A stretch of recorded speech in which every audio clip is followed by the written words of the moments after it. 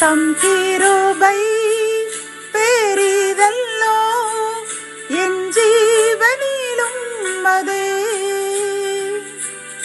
இம்மட்டும் காத்ததுவே இன்னும் தேவை கிருபை தாருமே இன்னும் தேவை கிருபை தாருமே. தேவனுக்கே மகிமை உண்டாவதாக. செனகலின் கர்த்தர் ஊழியத்தின் மூலம் 21/2/2026 இன்று நாம் அறியவிருக்கும் கிருபையின் வார்த்தைகள் சங்கீதம் 96:10. அவர் ஜனங்களை நிதானமாய் நியாயம் தீர்ப்பார். கத்தோலிக்க வேதாகமம் இவ்வாறு கூறுகின்றது.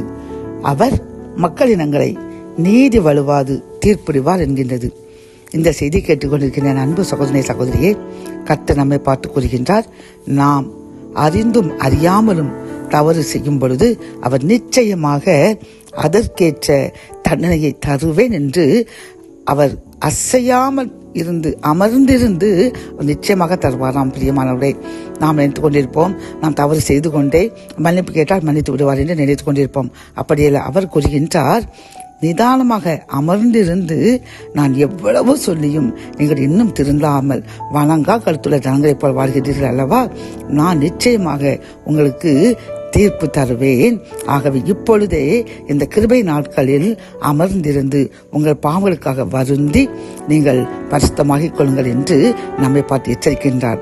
ஆகவே இந்த செய்தி கேட்டுக்கொண்டிருக்கிற நாம் இந்த கிருபையின் வார்த்தைகளில் நம்முடைய பாவங்களை அறிக்கையிட்டு சில தியாகங்கள் செய்து ஆண்டவரிடமிருந்து மன்னிப்பை பெற்றுக்கொண்டு ஆசீர்வாதமாக வாழ்வோம்.